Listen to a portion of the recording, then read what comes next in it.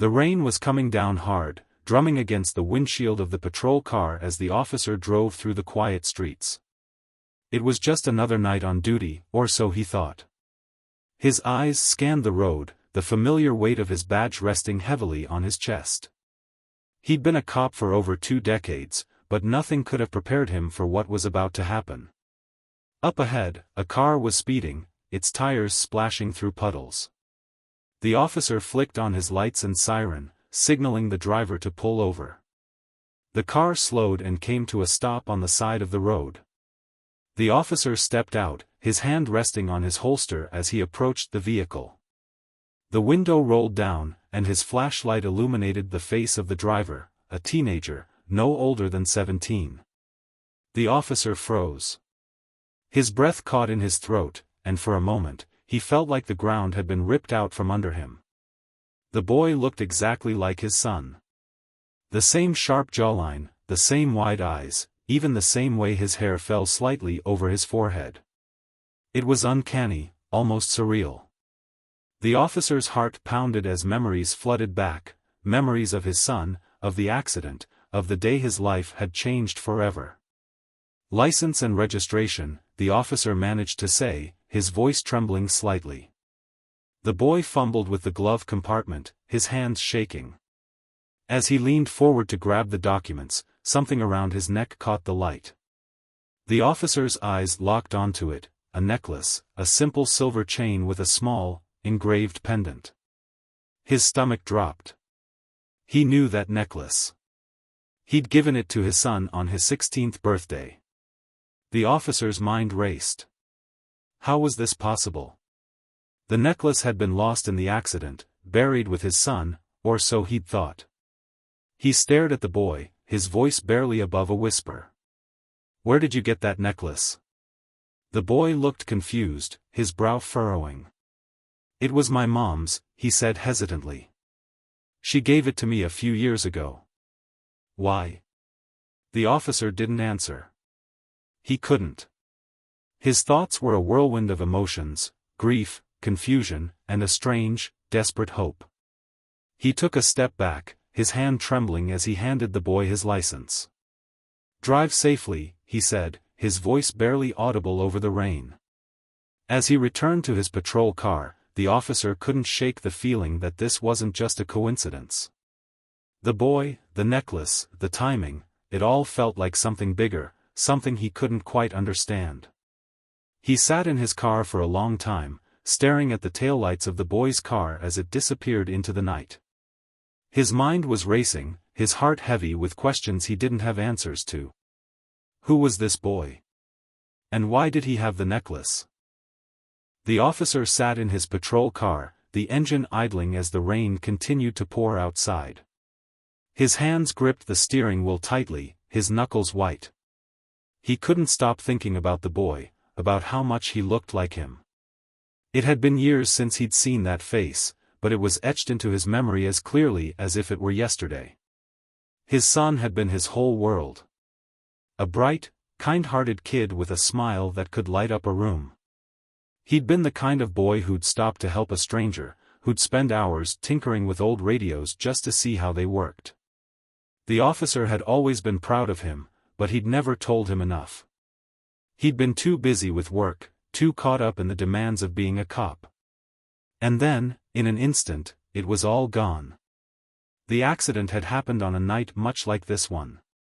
Rain had slicked the roads, and a drunk driver had run a red light.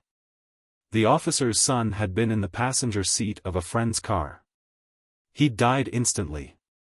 The officer had been the one to respond to the call, not knowing it was his own son until he arrived at the scene. The memory of that moment still haunted him, the flashing lights, the twisted metal, the necklace he'd given his son lying in the wreckage. He'd kept the necklace for weeks after the accident, holding onto it as if it were the last piece of his son he had left. But one day, it had disappeared.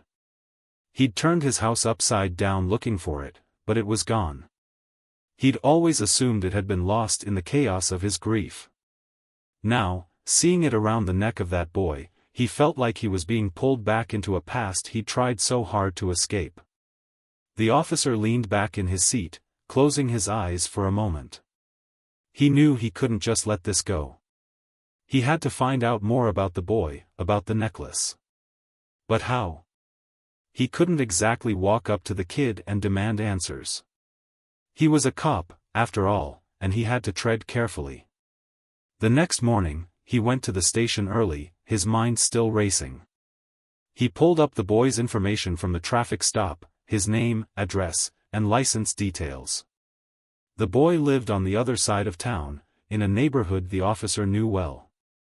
It wasn't the best part of town, but it wasn't the worst either. The officer wondered what kind of life the boy had, what had led him to be out driving in the rain so late at night. He decided to do some digging. He started with the boy's mother, whose name was listed on the registration. A quick search revealed that she'd had a few run-ins with the law herself, nothing serious, just minor offenses. But there was something about her name that felt familiar, though he couldn't quite place it. As the day went on, the officer found himself distracted. He couldn't focus on his work, his thoughts constantly drifting back to the boy and the necklace. His colleagues noticed but didn't say anything. They knew about his past, about the son he'd lost. They'd seen how it had changed him, how he'd become quieter, more withdrawn. But they also knew he was a good cop, one who cared deeply about the people he served. That evening, the officer decided to drive by the boy's house. He told himself it was just routine, just a way to satisfy his curiosity. But deep down, he knew it was more than that. He parked a few houses down and watched as the boy came out, tossing a backpack into the passenger seat of his car before driving off. The officer followed at a distance, his heart pounding in his chest. He didn't know what he was looking for, but he knew he couldn't stop now. The boy, the necklace, the past, it was all connected, and he was determined to find out how. The boy drove through the rain-soaked streets, his hands gripping the wheel tightly. He didn't notice the patrol car following him at a distance. His mind was elsewhere, weighed down by the same troubles that had been haunting him for years. Life hadn't been easy for him. He'd grown up in a small, run-down house with a mother who worked 2 jobs just to keep the lights on. His father had left when he was a kid, and he hadn't seen him since. The boy had learned early on that the world wasn't fair, and he'd stopped expecting it to be. He pulled into the parking lot of a convenience store and went inside, grabbing a soda and a bag of chips. As he paid, the cashier gave him a wary look. The boy was used to it. He knew he didn't look like most kids his age.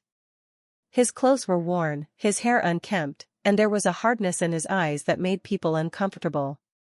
But he didn't care. He'd stopped caring a long time ago. Back in the car, he sat for a moment, staring at the necklace he always wore. It was the only thing he had that felt like it was truly his. His mother had given it to him a few years ago, saying it was a family heirloom. She'd been vague about where it came from, but the boy hadn't pressed her. He didn't like to ask too many questions, it always seemed to make things worse. He thought about the cop who'd pulled him over the night before. The man had seemed off. He'd looked at the boy like he'd seen a ghost, and the way he'd asked about the necklace had been strange. The boy hadn't known what to make of it, but it had stuck with him. He couldn't shake the feeling that there was something more to the encounter, something he didn't understand. The boy started the car and drove to his usual spot, an abandoned lot on the edge of town. It was where he went when he needed to think, when the walls of his house felt like they were closing in on him. He parked and got out, leaning against the hood of the car as he stared up at the sky. The rain had stopped, but the clouds still hung low, heavy and gray. He thought about his life, about how little he had to show for it. He'd dropped out of school last year, tired of the teachers who looked at him like he was a lost cause. He'd tried to find work, but no one wanted to hire a kid with no diploma and a record. He'd started hanging out with the wrong crowd, doing things he wasn't proud of. But what choice did he have? It wasn't like anyone was lining up to help him. The boy sighed and reached for the necklace, running his fingers over the pendant. He didn't know why, but it gave him a strange sense of comfort. It was like a reminder that he wasn't completely alone, that there was something out there, something bigger than himself, that connected him to the world. As he sat there, lost in thought, he didn't notice the patrol car pulling up behind him. The officer stepped out, his footsteps crunching on the gravel. The boy turned, his heart skipping a beat when he saw who it was. "Hey," the officer said, his voice calm but firm. "Mind if I join you?" The boy hesitated, then shrugged. "It's a free country." The officer walked over and leaned against the car beside him. For a moment, neither of them spoke. The silence was heavy, but not uncomfortable. Finally, the officer broke it. "I didn't mean to scare you last night," he said. "It's just, that necklace you're wearing. It's familiar." The boy looked down at the pendant, then back at the officer. "My mom gave it to me," he said. "Said it was important." The officer nodded, his eyes distant. "It is," he said quietly. "More than you know." The boy frowned, his curiosity piqued. "What do you mean?" The officer hesitated, as if weighing his words carefully. "It's a long story," he said finally.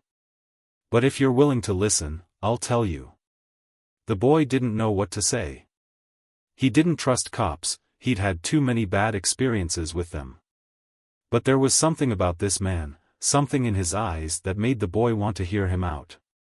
"Okay," he said slowly. "I'm listening." The officer took a deep breath, his eyes fixed on the horizon. He hadn't planned on having this conversation, but now that he was here, he knew he couldn't back out. The boy deserved to know the truth, or at least part of it. The officer just had to figure out how much to share without overwhelming him. "That necklace," the officer began, his voice steady but tinged with emotion, "it belonged to someone very special to me. My son." The boy's eyes widened, but he didn't say anything. He just listened, his fingers still absently touching the pendant. "He was about your age when he died," the officer continued. "It was a car accident. Rainy night, just like last night. I was the one who responded to the call. I didn't know it was him until I got there." He paused, his voice cracking slightly. "I gave him that necklace for his 16th birthday. He never took it off. Not until, that night." The boy looked down at the pendant, his mind racing. He didn't know what to say. He'd always thought the necklace was just some old piece of jewelry, something his mom had picked up at a thrift store. But now, hearing the officer's story, it felt like it carried a weight he hadn't noticed before. "How did my mom get it?" the boy asked finally, his voice quiet. The officer shook his head. "I don't know. That's what I'm trying to figure out. I thought it was lost in the accident, but now, here it is. Around your neck." The boy frowned, his thoughts swirling. He didn't like the idea that the necklace might have some dark history, but at the same time, he couldn't deny the connection he felt to it. It was like it had been waiting for him, like it was meant to be his. "I didn't steal it or anything," the boy said quickly, almost defensively. "My mom gave it to me. She said it was important, but she never told me why." The officer nodded, his expression softening. "I believe you," he said. "I'm not here to accuse you of anything. I need to know how it ended up with you. It's important to me." The boy hesitated, then shrugged. "I don't know much about it," he admitted. "My mom doesn't talk about the past much. She's had a hard life. We both have." The officer studied the boy for a moment, seeing the weariness in his eyes, the way he carried himself like someone who'd been through too much too soon. He felt a pang of sympathy, mixed with something else, something he hadn't felt in a long time. A sense of responsibility. "What's your name?" the officer asked. The boy hesitated, then said, "It's Alex." "Alex," the officer repeated, nodding. "I'm John. Listen, I know this is a lot to take in, but I want to help you. If you're willing, maybe we can figure this out together." Alex looked at him, unsure. He didn't trust easily, especially not cops. But there was something about John, something in the way he spoke, the way he looked at him, that made Alex want to believe him. "Why do you care?" Alex asked bluntly. "I'm just some kid you pulled over." "Why does this matter so much to you?" John sighed, his gaze dropping to the ground. "Because," he said quietly, "I lost my son, and I've spent years trying to make sense of it. Seeing you, seeing that necklace, it feels like a second chance. Like maybe I can do something right this time." Alex didn't know what to say to that. He'd never had anyone talk to him like that before, like he mattered. It was strange, but not in a bad way. "Okay," Alex said finally. "I'll help you. But I don't know how much I can tell you. My mom, she doesn't like talking about the past." John nodded. "That's okay. We'll take it one step at a time." For the first time in a long time, Alex felt a flicker of hope. He didn't know where this would lead, but for some reason, he felt like it was worth finding out. John and Alex sat in the patrol car, the engine idling as the rain started up again, tapping softly against the windows. The air between them was heavy with unspoken questions, but there was also a strange sense of camaraderie. Two strangers, brought together by a twist of fate and a necklace that seemed to hold more secrets than either of them could imagine. "Where do we start?" Alex asked, breaking the silence. He fiddled with the necklace, his fingers tracing the edges of the pendant. It felt different now, like it wasn't just his anymore. It was theirs, his and John's. A shared piece of the past. John thought for a moment, his eyes narrowing as he pieced together a plan. "We start with your mom," he said finally. "She's the one who gave you the necklace. She might know where it came from." Alex hesitated, his expression clouding over. "I don't know if she'll talk to you," he said. "She doesn't like cops. Or anyone, really. She's been through a lot." John nodded, understanding. "I get that. But if we're going to figure this out, we need to talk to her. Maybe if you're there, she'll be more willing to open up." Alex sighed, running a hand through his hair. "I guess it's worth a shot. But don't expect her to be happy about it." The two of them drove to Alex's house, a small, weathered home on the edge of town. The paint was peeling, and the front yard was overgrown, but it was clear that someone had tried to make it feel like a home. A single light glowed in the window, casting a warm, golden hue against the gray evening. Alex led the way inside, calling out as he opened the door. "Mom? It's me. I brought someone." His mother appeared in the doorway of the kitchen, wiping her hands on a dish towel.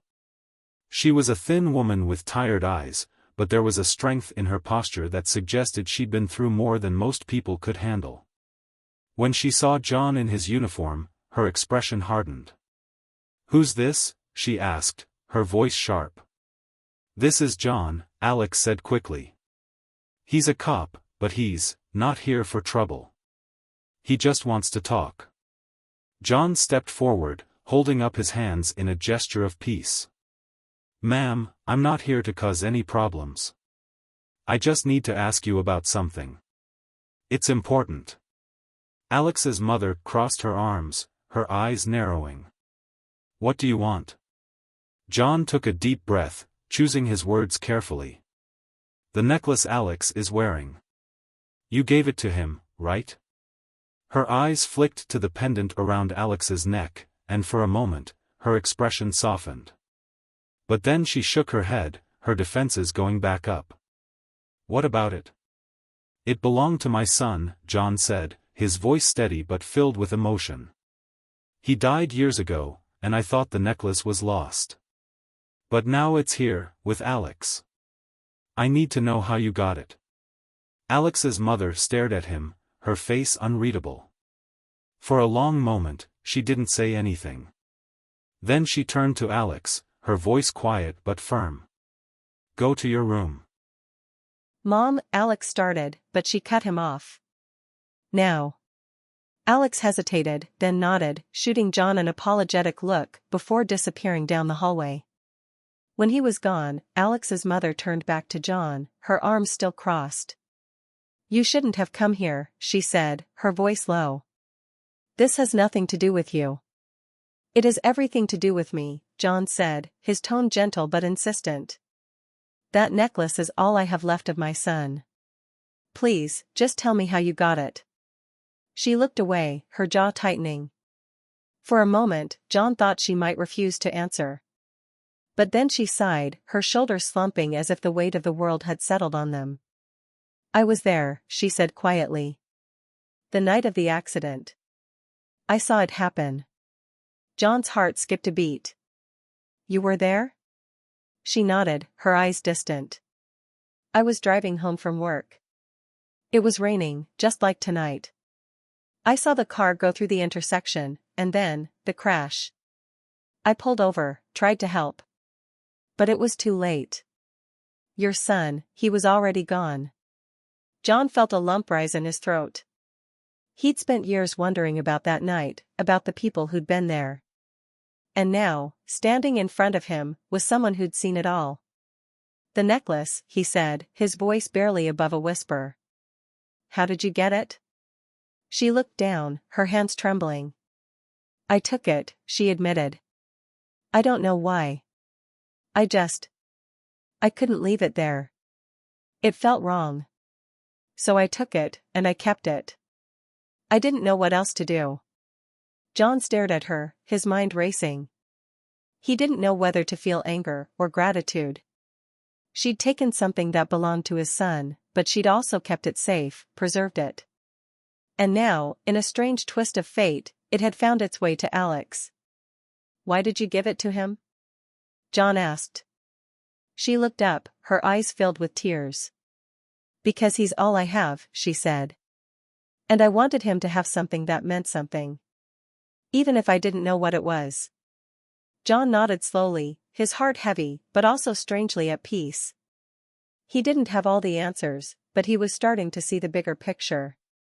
The necklace wasn't just a piece of jewelry, it was a connection, a thread that tied their lives together in ways none of them could have imagined. The room was silent except for the soft patter of rain against the windows. John stood there, processing everything Alex's mother had just told him.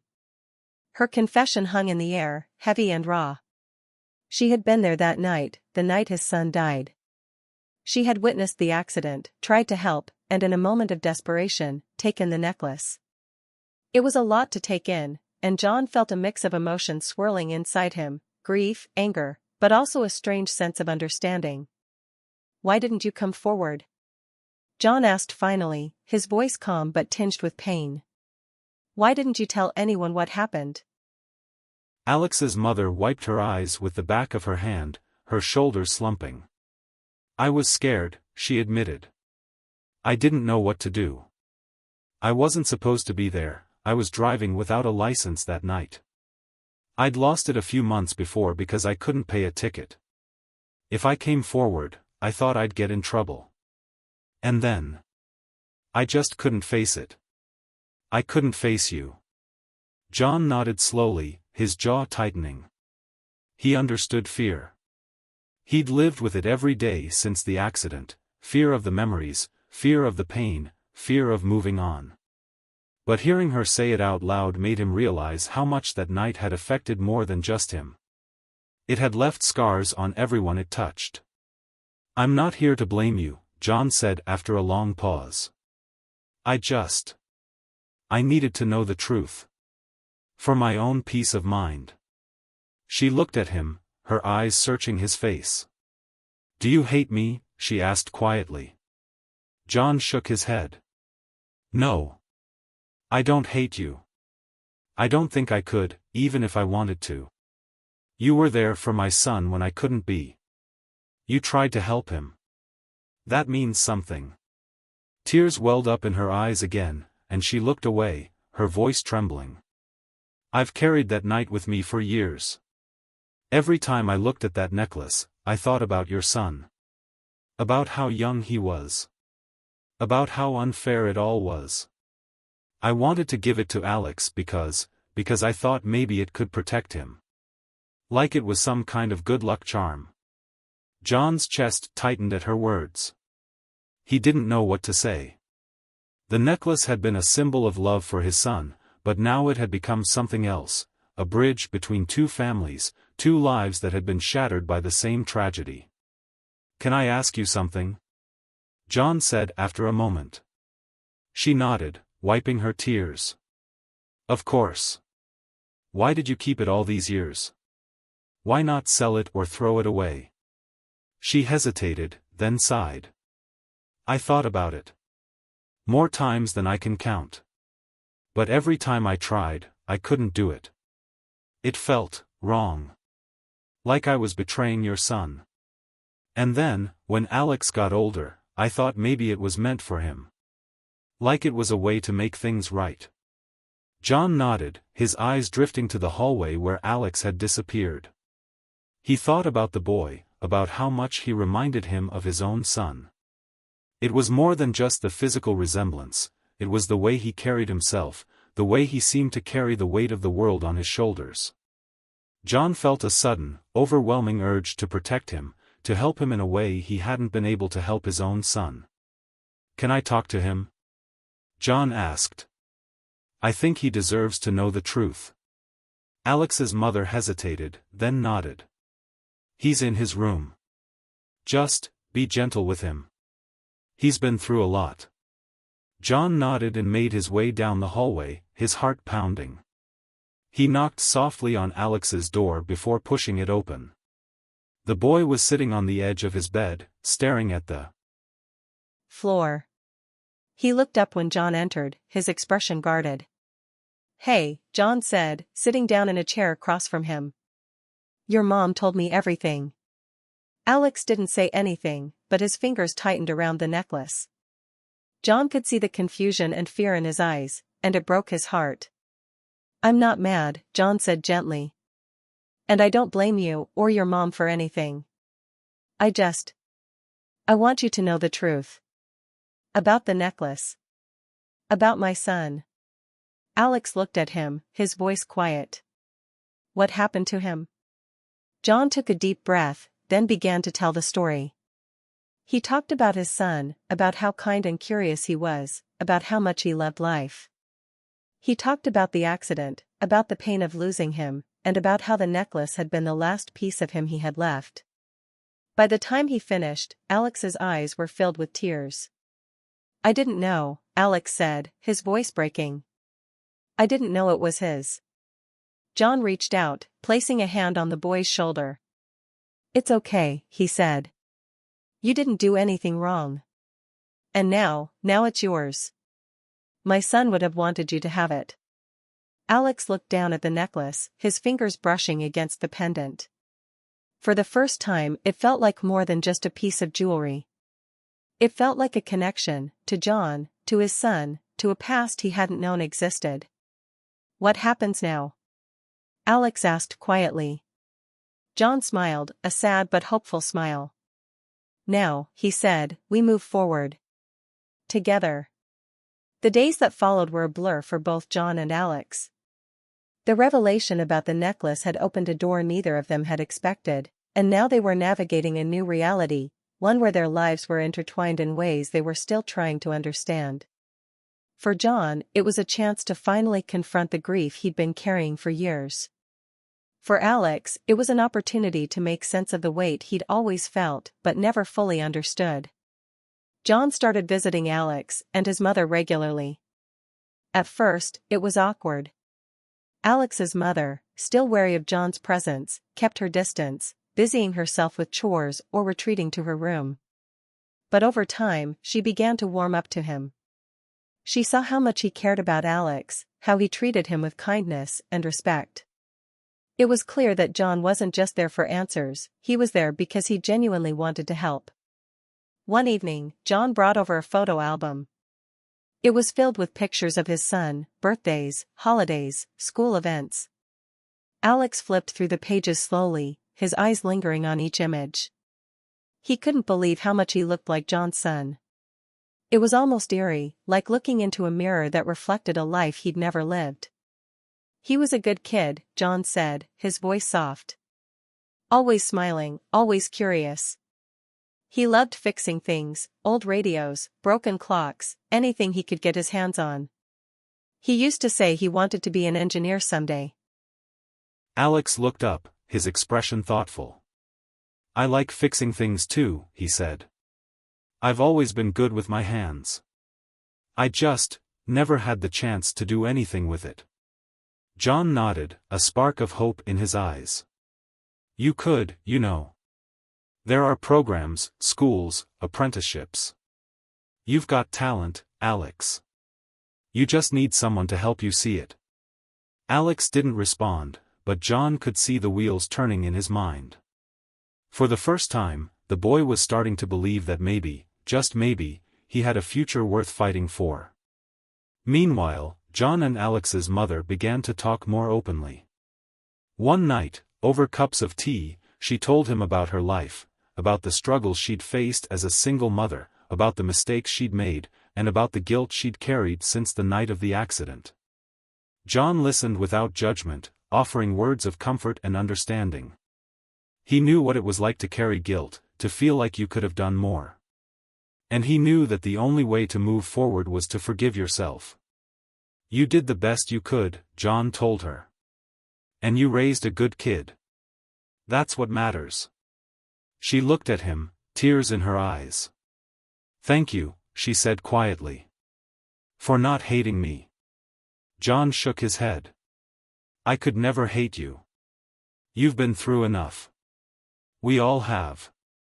As the weeks went by, the dynamic between the three of them began to shift. What had started as a tense and uncertain relationship slowly transformed into something resembling a family.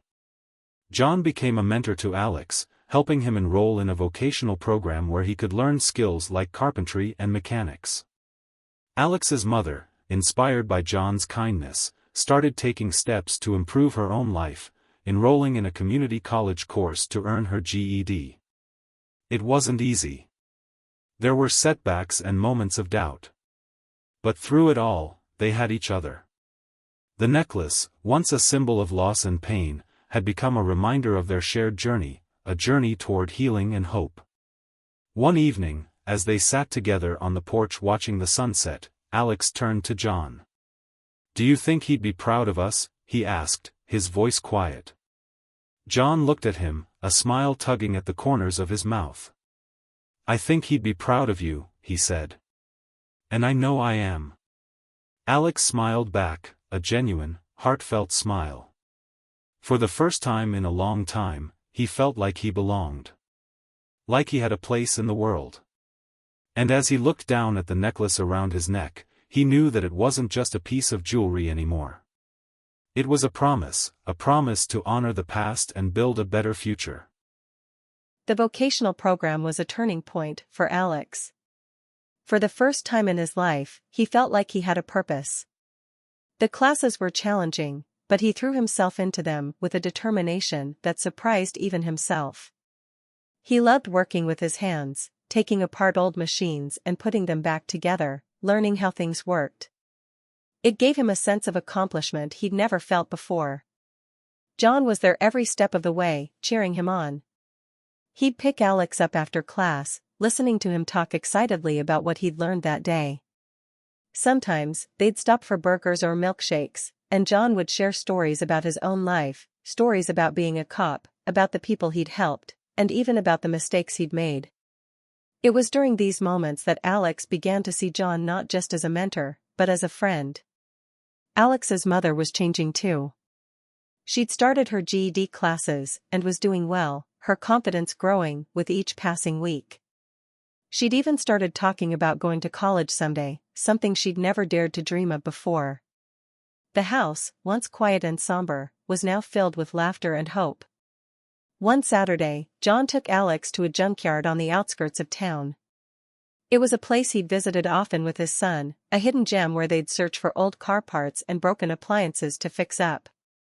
As they walked through the rows of rusted metal, John handed Alex a toolbox.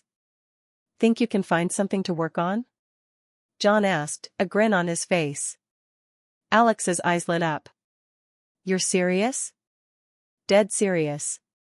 Consider it a challenge. Alex didn't need to be told twice. He spent the next few hours scouring the junkyard, finally settling on an old motorcycle that looked like it hadn't run in decades. It was in terrible shape, but Alex saw potential. He could already picture it, restored, gleaming, roaring to life. This is it, Alex said, wiping grease from his hands. I'm going to fix this. John smiled, a proud glint in his eye. I have no doubt you will. Over the next few weeks, Alex worked tirelessly on the motorcycle. He'd come home from class and head straight to the garage, spending hours tinkering with the engine, sanding down the rusted frame, and painting it a deep, glossy black. John helped when he could, offering advice and encouragement, but for the most part, he let Alex take the lead. It was his project, his dream. Finally, the day came when the motorcycle was ready. Alex stood back, admiring his work. It wasn't perfect, there were still a few dents and scratches, but it was his. He'd built it with his own 2 hands. Ready to take it for a spin? John asked, tossing him the keys. Alex hesitated, then shook his head. Not yet. There's something I need to do first. That evening, Alex gathered his mother and John in the garage. He stood in front of the motorcycle, his heart pounding. I wanted to show you this, he said, his voice steady. It's not just a bike. It's a symbol. Of everything we've been through. Of everything we've overcome. He reached up and touched the necklace around his neck, the pendant cool against his skin. This necklace brought us together. It reminded us of the past, but it also gave us hope for the future. And now, this bike, it's my way of saying thank you. For believing in me. For giving me a chance. Alex's mother stepped forward, tears in her eyes. She pulled him into a tight hug, her voice trembling. I'm so proud of you, Alex. You've come so far. John stood back, his own eyes misty. He didn't say anything, he didn't need to. The look on his face said it all. As the sun set, casting a golden glow over the garage, Alex climbed onto the motorcycle and started the engine. It roared to life, the sound echoing through the quiet neighborhood. He revved the throttle, a grin spreading across his face. Who's ready for a ride? He asked, looking at John and his mother. John laughed, shaking his head. You go ahead. We'll be right behind you. And as Alex sped off down the street, the wind in his hair and the open road ahead, he felt something he hadn't felt in a long time. Freedom. Hope. And the unshakable belief that no matter what life threw at him, he could handle it. Because he wasn't alone anymore, the months turned into a year, and life for Alex, his mother, and John had settled into a rhythm that felt almost like a dream. The motorcycle Alex had restored became a symbol of his hard work and determination, and he rode it proudly to his vocational classes every day. He'd even started taking on small repair jobs for neighbors, earning a little money and building a reputation as someone who could fix just about anything. John continued to be a steady presence in their lives. He'd become more than just a mentor to Alex, he was like family. He'd show up for dinner unannounced, bringing groceries or a new tool for Alex's growing collection. He'd sit with Alex's mother, helping her study for her GED exams, and the two of them had formed a bond that went beyond their shared past. They were a team, united by their love for Alex and their desire to see him succeed. One evening, as the three of them sat on the porch watching the sunset, Alex turned to John. Do you ever think about him? He asked quietly. Your son? John nodded, his gaze fixed on the horizon. Every day, he said. But it's different now. It doesn't hurt as much. I think he'd be happy to see how far we've come. Alex's mother reached over and squeezed John's hand. He'd be proud of you, she said. You've done so much good, John. For Alex. For me. For all of us. John smiled, a bittersweet smile that spoke of years of pain and healing. "I couldn't have done it without you too," he said. "You've given me something I thought I'd lost forever, a family." Alex looked down at the necklace around his neck, the pendant glinting in the fading light. It had been a constant reminder of the past, but now it felt like something more. It was a symbol of resilience, of second chances, of the unexpected ways life could bring people together. "I've been thinking," Alex said, breaking the silence. "About the future. About what I want to do." John and his mother turned to him, their expressions curious. "What's on your mind?" John asked. Alex took a deep breath. "I want to open my own repair shop," he said. "A place where I can fix things, cars, bikes, anything. A place where people can come and know they'll be treated fairly. I've been saving up, and I think I can do it." John's face broke into a wide grin. "That's a fantastic idea," he said. "You've got the skills, the drive, and the heart. I have no doubt you'll make it happen." Alex's mother beamed with pride. "I'll help however I can," she said. "You've worked so hard for this, Alex. You deserve it." As the sun dipped below the horizon, casting the sky in shades of orange and pink, Alex felt a sense of peace he hadn't known before.